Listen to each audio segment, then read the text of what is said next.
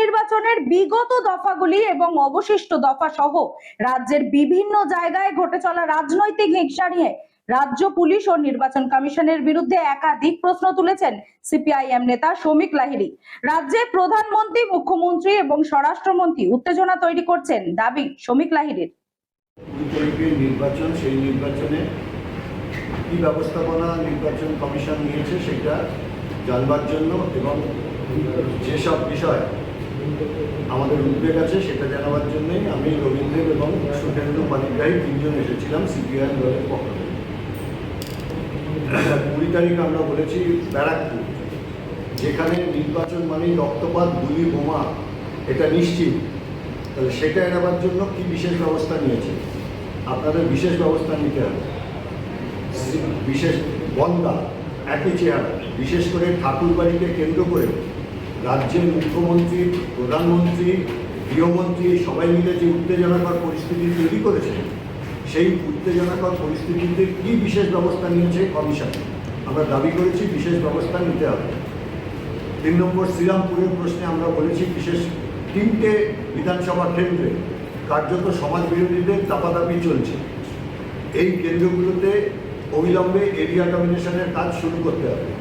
একই হচ্ছে, এগুলো হচ্ছে ডোমজুড়ে আমাদের আছে, বালিতে, ওই ডোমজুড়ের বালিতে আছে, জাঙ্গিপাড়াতে আছে, এরকম সব মিলে 3টে কনস্টিটিউয়েন্সির কথা আমরা বলেছি। আর জগৎবল্লভ ওদিকে হাওড়া শহরে একইভাবে আমরা বলেছি সমাজ বিরোধীদের দাপাদাপি বন্ধ করবার জন্য আপনাদের বিশেষ ব্যবস্থা নিতে হবে এবং আজ থেকে এরিয়া ডমিনেশন এইটা করতে হবে। এতদিন পর্যন্ত কেন এরিয়া ডমিনেশন করা হয়নি?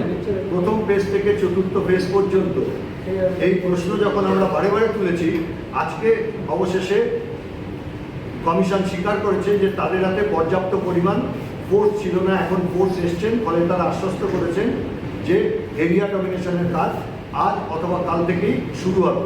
এখন গ্রাউন্ড রিয়েলিটিতে কী হবে সেটা তারপরের ব্যাপার। এর বাইরে আমরা যেটা বিশেষ করে বলেছি, আগের দিনও বলেছি যে মেদিনীপুর পূর্বের এডিএম জেনারেল তিনি সরাসরি পক্ষপাতমূলকভাবে টিএমসির হয়ে কাজ করছেন এবং তা বন্ধ করেননি। আমরা অভিযোগ জানানোর পরে পটাশপুর 1-এর বিডিও তিনিও একই কাজ করছেন পক্ষপাতমূলকভাবে।